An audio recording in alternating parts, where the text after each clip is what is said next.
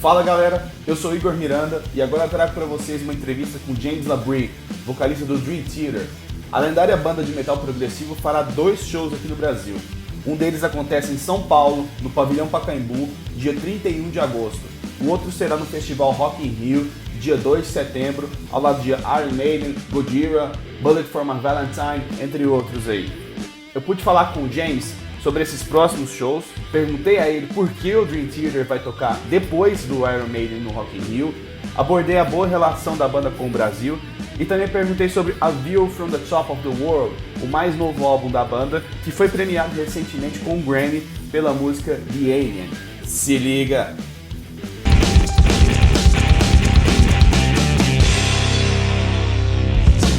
How you doing, James? I'm doing great. Yeah. Just running around like a chicken with my head cut off. Yeah. Life on the road, but not on the road right now, right? No. But we will be soon enough. We're well, I shouldn't say soon. Maybe 6 weeks from now we're going to Indonesia and then Tokyo. Just headlining 2 big festival shows. Good. We're going to talk about the upcoming tour here in South America with 2 concerts, one in São Paulo and one in Rock in Rio Festival.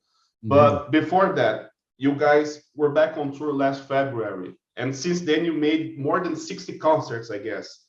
What was it like finally returning to stage 2 years after the beginning of the pandemic? Well, yeah. I mean, our first show was February 2nd in Phoenix, Arizona. It was crazy because, we'd gotten away from it, as you just said, it was actually, to be exact, it was 3 weeks shy of 2 years since we had played on stage. Exactly 3 weeks. It was crazy. So it was kind of weird. It kind of felt to each and every one of us like we were starting all over again. Like you got those butterflies and you'd been away from something that you love to do, but you haven't done it for so long that you're really having to wrap your head around getting back into that game, getting back into that zone. But you know what? Once we were on stage and we were like 1 or 2 songs into it, it all felt like home again.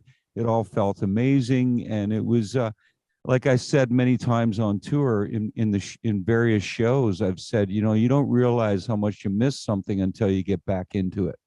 So yeah, it was great to get back out there. Yes, and considering you guys have such a technical approach to your performance, what were the main challenges of returning to stage after so long? I don't know, I mean, to be honest with you, right? I mean, we've done this for so long that as long as each and every one of us feel good about where we're coming from individually, then I think collectively it just comes together. It's what it's always been, it's that unspoken communication with one another, and it just you just fall into that groove that each and every one of us is feeling, and that's what creates that union, that cohesiveness, to be able to perform and have a good time and put on a great show for our fans. So it's just a matter of really just all of us, like I said, individually being up for it and feeling good about it, both physically and mentally, and I guess even emotionally to a certain extent. And then everything else kind of falls into place. Yeah. Yes. And now about the South American tour, you guys are coming back with a different show now, promoting the new album, A View from the Top of the World. So what can fans expect from those concerts in terms of set list, stage production, and all related stuff? Well, I mean, as far as the set list, we're always trying to create a vast kind of display of who and what Dream Theater is musically, from albums from way back to the newest and album that we're out in support of. I think beyond that, you know, production has always been extremely important to Dream Theater. So we want to create, you know, within the lighting, you know, the lighting design, and within the visuals that are being projected on screen and stuff like that. I think it's a matter of that it creates it's multidimensional. It's not just the music, it's something that is visually stimulating and something that you can walk away from, and it leaves an indelible mark in your memory, you know. And I think that, you know, as long as, and I think once again, that's exactly what we're doing here on this tour, and that's what we plan on doing when we go through South America. You know, I think you know, our fans throughout that continent have always been unbelievable. They've just really been dedicated. They've really been something that we know that when we go down there, it's going to be a great experience, not only for the band, but we're going to make it a great experience for our fans. And I think that's what it all comes to, is that collective feeling of celebration, right? Yes. Yeah. And many fans in Brazil are discussing about the set list because you guys have been playing many different songs, not only from the new album, but from other records, songs that maybe were overlooked in other tours, like The Ministry of Lost Souls, 6 O'Clock, Yeah. The Count of Tuscany. How did you guys develop the current set list? What was the idea behind it? Well, I mean, nothing's really changed there. I mean, we all put our what we would call our A-list set list together. So individually, we put what songs we would like to see, and then we kind of take you know, what's the common denominator here? What songs keep showing themselves from each guy's list? And then we talk about it. We discuss the songs themselves and what we feel that we're going after that would make it something that's, you know, you got to remember, we're trying to make it so that the fans are walking away going, oh man, it was so cool that they played that song again. Oh, awesome. They went back to playing something from Octavarium or Systematic Chaos or Black Clouds or whatever it might be, you know, even getting back, oh, they're playing something from Awake. Right on. Cool. It has to be something that we feel confident about, that we are like, okay, we're giving them a bang for their buck, you know, as far as, you know, how long has it been for some of these fans since they've seen us? And even for the fans that saw us on the last tour, we need to give them something too that they can walk away from and say, wow, that was so cool. I haven't heard those songs in a while. So I think, you know, it's not an easy task, trust me, because the longer you're doing this, the more albums you put out and the more songs you have to choose from. So it gets to a point, it's like, oh my God, you know, okay, so where are we going to go with this? Because you can't really satisfy each and every fan 100%. There's going to be somebody that's like, I can't believe they played that song, or I can't believe that they played that song instead of this song, you know, and it gets into that, right? And it's like, okay, well, come on, guys and girls. We're trying to do what we feel best represents who and what we are today. And what we're trying to give you is everything that we think is a good collection and overall kind of feel for what we represent musically. Yes, absolutely. Yeah. And here in Brazil, as I mentioned before, you guys are going to play a solo concert in São Paulo and a festival concert in Rock in Rio. What are the main differences between playing for your own audience and playing a bigger festival like Rock in Rio with TV broadcast, a wider audience and stuff like that? Yeah, well, you know, you have to think when you're on a big festival and there's several bands, and then you, like you just said, like there's fans that are out there that don't necessarily know who you are and might have heard about you. Oh yeah, I heard about this band Dream Theater, but I haven't really listen to their music and then they hear it for the first time in a live setting or a live environment. That's something that you have to take into consideration and put your best foot forward. So you're always thinking, okay, you know, so if we played this song and that song and this song at the festival, for someone that's never heard us, they're more than likely going to walk away and go, wow, you know, that was really cool. I want to listen to more. And so they go online, they go and they, you know, listen to more of what we have to offer through the various albums. And so that's what you're going after. You want to give a really powerful first impression. And hopefully that's something that translates extremely well to each and everyone out there that hasn't really, you know, become familiar with the band. So that's your goal.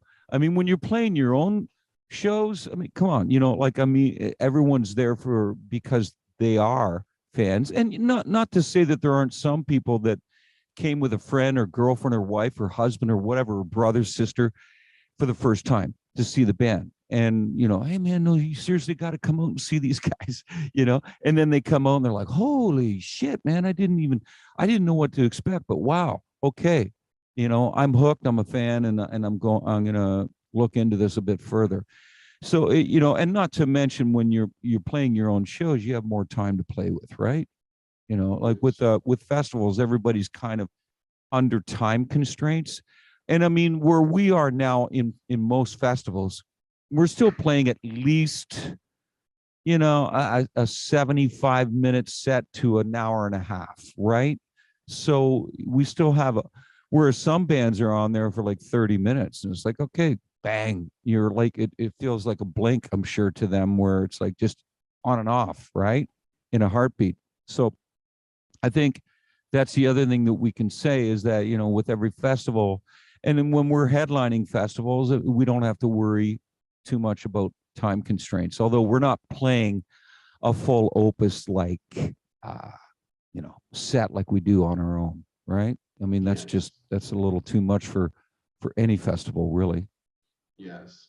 In Rock in Rio, you guys are going to play after Iron Maiden, who are the headliners. It's nothing new to us because in 2019, they did the same. They played after Scorpions, even though they were the headliners. But it's happening again. And I have to ask you, is there any particular reason for that? Just because we like wake up very, very late in the day. So we, no, man, no, there's no particular reason for it. I mean, you know, it's going to be, it remains true that, okay, Iron Maiden is the headline, but Dream Theater is going on after. And like you said, right, you know, it's the same thing happened with the Scorpions. And so it's just a matter of, okay, the promoters have it this way, and they're like, okay, so no, you guys are scheduled at this time of the day, and you guys are going to go on at this time, and that's the way it is. And you know, and then if it's anything more involved in that, it might be, well, you know, this band prefers going on at this time of the night, and this band prefers going on at this time of the night. But I haven't had that conversation. And I'm pretty damn sure the other guys in the band haven't had that conversation where it's like, no, we want to go on after Iron Maiden. I think it comes down to, and Iron Maiden might have had a say in this because being the headliner, you can have a say in pretty much what you want, right? You can say, no, this is our preferred time slot. We want to go on at this time. And, or we don't care, just put us on and make it known that we're the headliner. And that's it, you know. So as to the particulars, I'm not 100% sure, but like we've been in this position before where we're headlining and we're on before the last band. So, you know, it doesn't matter as long as people understand that, okay, that's the headliner and that was the second band on the bill. So we're the second band on the bill, but we so happen to be going on after. Yes. Yeah. And now a little trivia about your band in Brazil. Until now, you guys played 35 concerts here. And the first time was 25 years ago in 1997. it's good to notice that you guys came back so many times after that and got to play in bigger places. We can say the band is still growing here in Brazil, which is amazing. What can you say about this relationship with our country? Oh my God. How much time do we have? I mean, I mean, it's just so, there's so many things to say. Yeah, you're right. I didn't know, like, you know more than I do as far as how many shows we played. I never counted it up, but you're saying it was 35. But here's how it is. It's like you said, we went down in 1997 for our first time ever, and even at that, when we first landed in Brazil and played throughout, it was unbelievable, the experience. And we had such a great time, and we had never been down in the continent of South America before, so we didn't really know what to expect. We had heard from our peers in the industry, oh man, wait until you get down there, it's amazing, they just freaking they love music of all sorts, and they're going to completely embrace you guys wholeheartedly. And we were like, wow, that's great, can't wait. And when we got down, we were blown away. We were like, wow, this really is incredible. I think if anything, we've continued to cultivate our relationship with our fans throughout not only Brazil but throughout South America. And we've been to so many countries down there. Some of them we haven't gotten back to in so many years, and it's unfortunate. Like, we haven't been in Colombia since, oh my God, I think it's at least 10 years. Same with Peru, and it's really unfortunate. But that being said, with Brazil, it's just been something that we have continued to grow. Like you said, it keeps getting bigger and better each time we come down, which is incredible, seeing that we've been coming there since, for 25 years, right? So, the main thing is for us is that we continue to embrace and appreciate that relationship that we have with our Brazilian fans, and never take it for granted. And that when we do go down there to play these shows, that we make it, like I said to you before, it has to leave an indelible mark. It has to be so that you walk away from the show and you go, wow, man, that was amazing. I can't wait until Dream Theater comes back down here again. And that's really, something that I think each and every artist or band wants to create. They want to create that elongated relationship with their fans around the world, no matter where it is that you're playing. Yes, it's a shame we have to end this conversation, but I have a quick last question for you. Talking about the new album, A View from the Top of the World. It was released last October and reached the top 10 in more than 10 countries charts. You guys also won your first Grammy with The Alien. What can you say about this album, about the reception, about the acceptance, and now about performing these songs, those new songs live on tour? Well, I mean, first, to release your 15th album and to get that kind of reaction and reception worldwide, it's a true testament that our fans still care worldwide about the new music. There's so many bands out there that they release a new album and the fans are like, yeah, whatever. Just, when I come on tour, I want to see and hear those songs from that era, and that's it. And I think it's unfortunate because most bands want to be recognized for their latest collaborations or their latest creations musically. So it's got to be frustrating. With that being said, I mean, for us to be able to be releasing our 15th studio album, it gets that kind of reception, and that people are anxiously waiting and can't wait until they hear certain songs from that album live.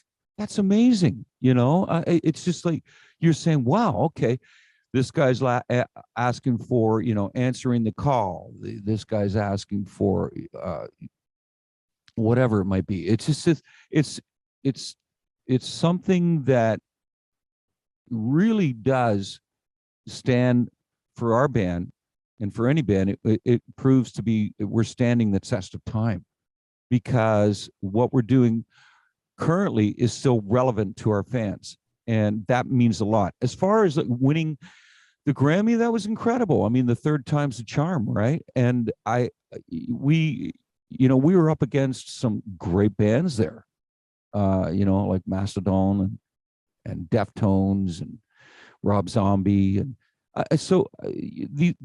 these bands too, as far as I'm concerned, they deserve that type of recognition as well. And but yeah, it was amazing to have that. It's another feather in our cap. Yeah.